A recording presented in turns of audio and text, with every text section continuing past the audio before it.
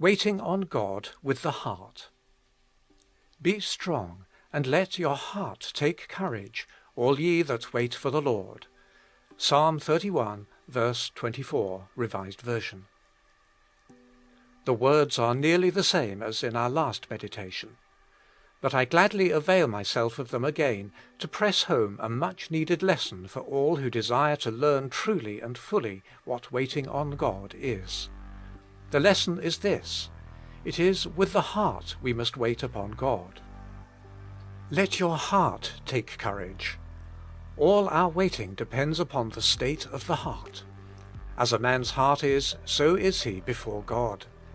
We can advance no further or deeper into the holy place of God's presence to wait on Him there than our heart is prepared for it by the Holy Spirit.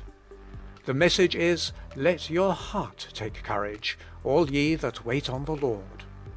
The truth appears so simple that some may ask, do not all admit this? Where is the need of insisting on it so specially? Because very many Christians have no sense of the great difference between the religion of the mind and the religion of the heart, and the former is far more diligently cultivated than the latter. They know not how infinitely greater the heart is than the mind. It is in this that one of the chief causes must be sought of the feebleness of our Christian life, and it is only as this is understood that waiting on God will bring its full blessing. A text in Proverbs, chapter 3, verse 5, may help to make my meaning plain. Speaking of a life in the fear and favour of God, it says, "Trust in the Lord with all thine heart, and lean not upon thine own understanding." In all religion we have to use these two powers. The mind has to gather knowledge from God's Word and prepare the food by which the heart, with the inner life, is to be nourished. But here comes in a terrible danger of our leaning to our own understanding and trusting in our apprehension of divine things. People imagine that if they are occupied with the truth, the spiritual life will, as a matter of course, be strengthened. And this is by no means the case. The understanding deals with conceptions and images of divine things, but it cannot reach the real life of the soul. Hence the command, "Trust in the Lord with all thine heart, and lean not upon thine own understanding." It is with the heart man believeth, and comes into touch with God. It is in the heart God has given His Spirit, to be there to us the presence and the power of God working in us. In all our religion, it is the heart that must trust and love and worship and obey.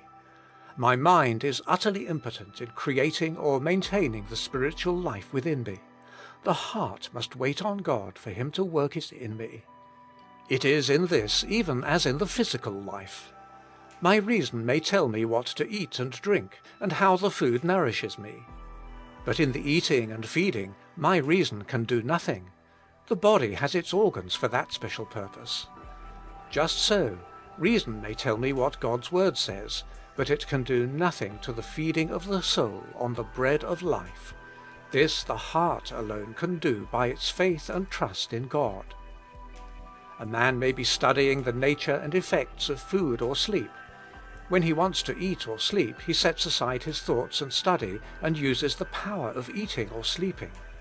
And so the Christian needs ever, when he has studied or heard God's Word, to cease from his thoughts, to put no trust in them, and to waken up his heart to open itself before God and seek the living fellowship with Him.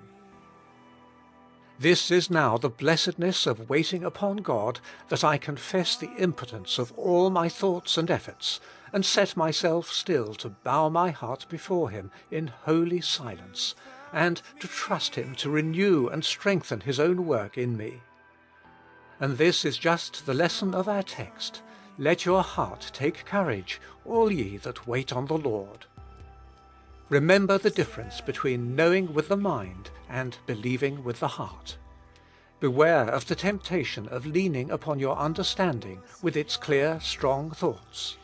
They only help you to know what the heart must get from God. In themselves, they are only images and shadows. Let your heart take courage, all ye that wait on the Lord. Present it before him as that wonderful part of your spiritual nature in which God reveals himself, and by which you can know him. Cultivate the greatest confidence that though you cannot see into your heart, God is working there by his Holy Spirit. Let the heart wait at times in perfect silence and quiet. In its hidden depths God will work. Be sure of this, and just wait on him. Give your whole heart with its secret workings into God's hands continually.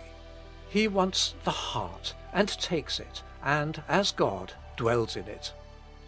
Be strong, and let your heart take courage, all ye that wait on the Lord.